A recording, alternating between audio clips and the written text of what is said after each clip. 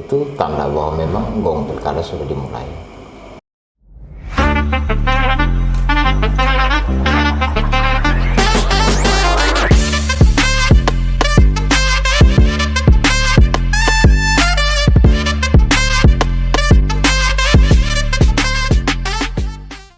Sobat Kacamata Sergi, berjumpa lagi dengan saya Sergi di channel YouTube Podcast Kacamata Sergi. Malam hari ini kita kedatangan seorang tamu yang luar biasa. Tentu tamu ini juga tidak asing bagi Sobat Kacamata Sergi. Beliau ini adalah seorang mantan aktivis, dulu pejuang pemekaran Kabupaten Melaka yang tergabung dalam Aliansi Sadam BT Melaka. Dan sekarang beliau adalah anggota DPRD Kabupaten Melaka dari fraksi Nasdem, Bung Adrianus Tutu Nenemeta. Abang, selamat malam, apa kabar? Selamat malam, kabar baik. Ya. Kira mungkin dari Sobat Kacamata Sergi ada yang belum terlalu mengenal kakak. Kira-kira kakak bisa sedikit menceritakan kepada Sobat Kacamata Sergi, kira-kira kakak ini profilnya bagaimana, kemudian kenapa sampai bisa duduk di kursi legislatif? Silakan. Baik, terima kasih dan selamat malam. Ya. Tentu saya sangat berterima kasih karena malam ini diundang ke studio ini. Yang pertama bahwa saat ini saya menjabat sebagai anggota DPRD Melaka dari fraksi Nasdem. Soal keseharian atau aktivitas sebagai anggota legislatif ya, berjalan sesuai dengan tugas pokok dan fungsi. Lalu kalau soal proses dan tahapan hingga sampai pada titik ini tentu itu tidak mudah ya.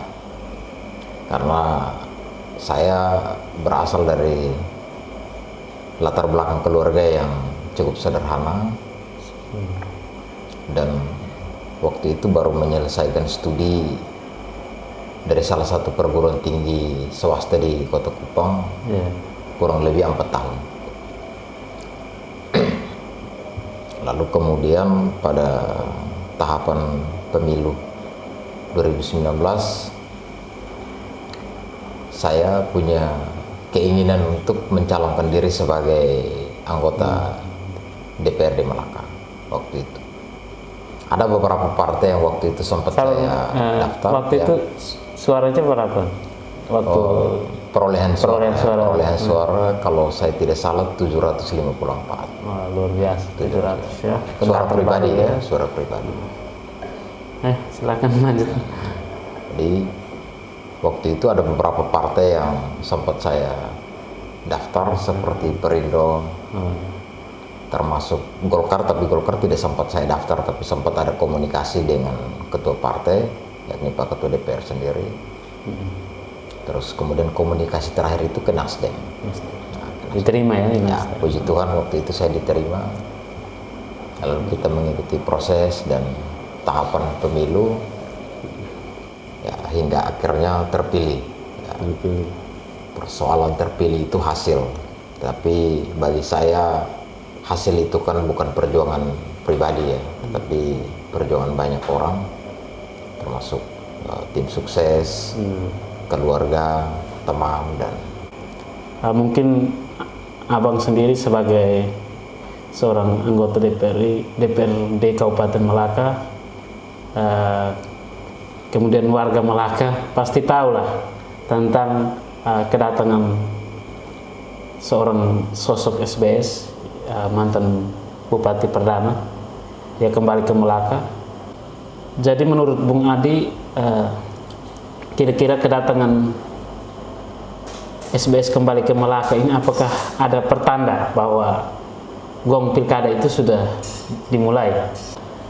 Baik, kaitan dengan pertanyaan tadi, saya kira itu tanda bahwa memang gong pilkada sudah dimulai, karena tahapan pemilu juga sudah dimulai, dan tentu proses itu kan akan berlanjut sampai dengan pilkada pada November 2024 nanti. Ya Bung, tentu ada partai-partai tertentu sudah melirik ya kembali sosok figur SBS, seperti yang kita tahu bahwa pilkada kali lalu ada beberapa partai yang mendukung SBS dan WT. Kemarin Golkar sudah dalam salah satu kegiatan partai, tentu ada berita bahwa Golkar kembali akan mengusung salah satu figurnya itu SBS. Kira-kira menurut Abang seperti apa? Kalau dari saya, soal partai politik itu kan tentu ada proses dan tahapan. Ya, survei, terus kemudian ada fit and proper test dari masing-masing partai politik, baru kemudian menghasilkan keputusan. Ya. Nah, tentu kita masih melihat proses dan tahapannya. Kalau misalnya Golkar kemarin sudah mengumumkan nama beliau sebagai salah satu bakal calon bupati yang kembali diusung,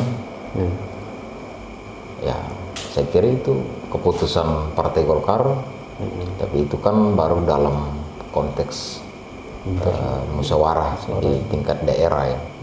Tetapi bahwa untuk tahapan pencalonan di tingkat pilkada itu kan setiap partai politik itu ada beberapa tahapan seperti yang tadi saya sudah sampaikan, yakni survei elektabilitas dan juga fit and proper test.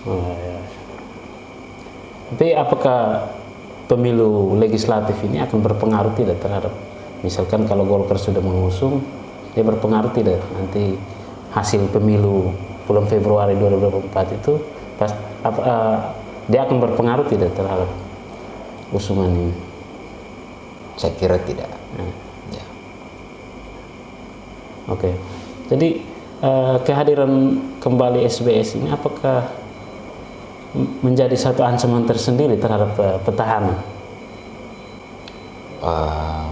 Kalau soal ya mau dibilang ancaman sih tidak ya, karena dalam konteks politik beliau juga pernah menjabat sebagai Bupati Melaka Perdana, dan juga pada periode 2020 kemarin kan hasil pemilihan bupati itu dimenangkan oleh paket SNKT. Jadi ya, kalau menurut analisa saya, kalau misalnya Bapak SBS maju lagi, terus kemudian Pak Bupati Bapak Simon, ya tentu beliau juga sebagai petahana pasti akan maju lagi. Nah, ini kan pertarungan antara yang mau dibilang kedua petahana. Ya, jadi hemat pikir saya ya sama-sama punya peluang, sama-sama punya peluang. Tergantung siapa figur wakil yang akan digandeng nanti diusung oleh partai politik. Oke. Jadi Bung, kebetulan Abang ini adalah politisi Partai Nasdem ya. Jadi mungkin Nasdem sendiri juga sudah punya figur-figur tertentu dalam mempersiapkan pemilu maupun pilkada nanti di 2024 untuk Melaka. Kalau untuk pemilu ya Nasdem sementara prosesnya sudah berjalan. Kemungkinan minggu depan kita akan melakukan rakor bersama para bacalek untuk menghadapi pemilu 2024 ya, Februari 2024 mendatang. Sedangkan untuk pilkada dari Partai Nasdem sendiri ada figur ya. Ada figur, jadi tentu kita lihat dari hasil pemilihan legislatif nanti. Tentu pileg ini akan berpengaruh ya, terhadap jadi hasil pemilihan legislatif ini kemudian ada dampak positif terhadap perolehan kursi Nasdem ya.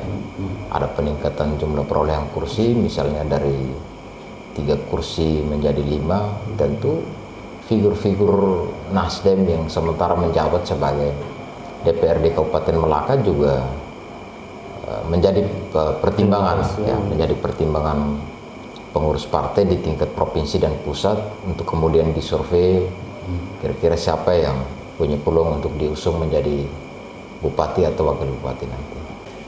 Jadi Abang, kemarin kita kembali Pilkada 2020 itu kan Nasdem sempat mengusung SPS ya. Jadi kira-kira mungkin 2024 masih bisa terjadi lagi. Kalau saya menjawab iya itu terlalu dini ya. Karena kapasitas saya bukan untuk menjawab itu. Karena bagaimanapun juga Partai Nasdem itu punya mekanismenya sendiri. Kalau soal analisa tentang peluang Nasdem kembali mengusung beliau, saya kira peluang itu ada. Peluang itu ada. Ya. Oke. Baik Abang, tadi Abang bilang SPS ada peluang untuk didukung oleh Nasdem. Jadi menurut Abang kira-kira nanti 2024 nanti kira-kira apakah SBS masih memilih figur wakil dari Dapil 3 atau dari Dapil 1, karena periode 2020 kemarin dari Dapil 3, apakah masih sama atau berbeda?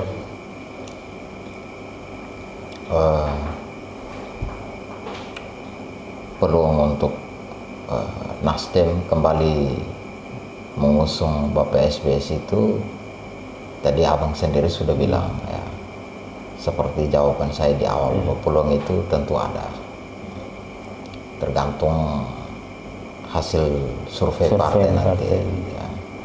Karena terus terang partai politik itu kecenderungan untuk mendukung figur yang punya peluang menang itu tinggi ya. Jadi sama-sama punya peluang, termasuk Pak Bupati juga ya bisa diusung. Besar kemungkinan ya punya peluang untuk bisa diusung juga oleh Partai Nasdem. Kemudian ini wakilnya. Kalau soal wakil ya di Dapil 3 ini kan kita lihat ada banyak figur, termasuk sekarang Pak Wakil Bupati sendiri. Beliau kan salah satu figur muda keterwakilan dari wilayah Dapil 3 yang sementara menjabat sebagai Wakil Bupati Melaka. Dan juga ada beberapa figur lain di birokrasi ya. Dan juga kami di DPR ada beberapa ya, tergantung hasil komunikasi politiknya ya. Baik itu komunikasi internal maupun komunikasi lintas partai ya. Bahwa soal peluang menang dari beberapa figur yang sementara diwacanakan untuk maju sebagai bupati dan wakil, kalau bagi saya sama-sama punya peluang. Sama-sama punya peluang ya. Tentu semua kembali lagi ke hasil pemilu ya 2000 Februari. Di awal tadi kan saya sudah katakan bahwa Bapak SBS dan Bapak Simon ini kan sama-sama incumbent ya, sama-sama incumbent. Tentu plus minusnya itu sudah diketahui oleh masyarakat Melaka secara keseluruhan. Tergantung bagaimana masyarakat itu menentukan pilihan melalui pertimbangan-pertimbangan ya. Kalau bagi saya secara pribadi ya kita berharap supaya masyarakat itu memilih figur yang tepat ya, figur yang tepat yang hadir untuk menjawab kebutuhan dasar masyarakat ya, itu yang paling penting. Nah, Melaka ini sebagai kabupaten baru tentu ya kita butuh figur yang betul-betul tahu dan mau bagaimana berjuang untuk menyelesaikan persoalan atau berjuang untuk memenuhi persoalan masyarakat. Ya. Jadi abang ini kan di Komisi 2. Jadi selama ini Komisi 2 kan membedakan salah satunya pertanian. Jadi di Melaka ini kebanyakan ya kita lihat dari figur bupati perdananya, kemudian bupati yang sekarang, semuanya pada prioritasnya adalah pertanian. Kira-kira bagaimana di DPR itu sudah sejauh mana kebijakan-kebijakan yang diambil oleh abang dan teman-teman di Komisi 2 tentang pertanian? Baik, soal program prioritas pertanian ya, sejak kepemimpinan Bapak SBS dan juga dengan Bapak Simon, di eranya Bapak SBS itu kan dikenal dengan revolusi pertanian. Ya, terus di eranya Bapak Simon, swasembada pangan. Tentu itu karena Melaka itu dikenal sebagai daerah pertanian. Ya. Soal keberhasilan kedua program ini kan ada banyak faktor ya, yang paling utama itu adalah soal kemampuan keuangan daerah kita. Melaka ini kan mau dibilang daerah pertaniannya kan sangat luas, tetapi banyak yang belum tersentuh, masih banyak lahan tidur. Ini kan tergantung kemampuan keuangan daerah kita. Ya, karena terlepas dari pertanian, kita juga punya beberapa pembangunan yang tergolong prioritas, seperti infrastruktur jalan di wilayah Dapil 3, terus di dapilnya abang ya? Ya, di Kecamatan Rinhat dan juga Koba 5 Timur. Tentu itu kan sangat membutuhkan perhatian serius. Ya, karena bagi saya salah satu kebutuhan yang paling urgent di beberapa wilayah yang tadi saya sebutkan itu adalah infrastruktur jalan dan air bersih. Karena itu kan anggarannya kan tentu terpisah-pisah. Ya, ada untuk pertanian dan juga untuk pembangunan infrastruktur jalan. Sehingga kan kelihatannya tidak terlalu fokus ke pertanian. Ya. Tapi mungkin ada lain di alokasi. Juga tahun ini kan yang kita tahu kan di Melaka sudah mulai ada peletakan batu pertama untuk pembangunan kantor bupati Melaka. Memang saya mau kembali kita ke awal tadi terkait kehadiran SBS itu.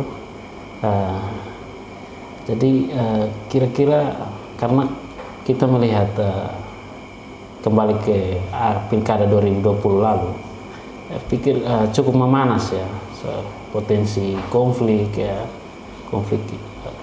Kira-kira harapan Abang Adi sendiri sebagai representasi wakil rakyat, kira-kira harapannya bagaimana untuk masyarakat dalam menghadapi pemilu maupun nanti pilkada yang akan datang? Kalau harapan saya ya kita berharap supaya tahapan dan proses pemilu dan pilkada ini berjalan aman, damai, dan sesuai dengan asas demokrasi. Ya. Berkaitan dengan pengalaman pilkada 2020, tentu ya, sebagai politisi kita tidak menginginkan itu terjadi. Nah, sekarang tergantung bagaimana tugas kita, baik itu kami dari legislatif dan juga teman-teman media. Kita sama-sama punya kewajiban moral untuk memberikan pencerahan politik yang cerdas kepada masyarakat, untuk menghindari isu-isu politik yang berpotensi menimbulkan persoalan. Ya, jadi kira-kira itu ya harapan untuk masyarakat, bahwa tetap menjaga supaya proses demokrasi ini bisa berjalan dengan lancar. Baik, Sobat Kacamata Sergi, mungkin ini sedikit harapan menjadi abang kita, Abang Adi, sebagai salah satu wakil rakyat, dan tentu isu-isu berkaitan dengan kembalinya SBS adalah tanda dimulainya, mungkin gong pilkada akan segera dimulai.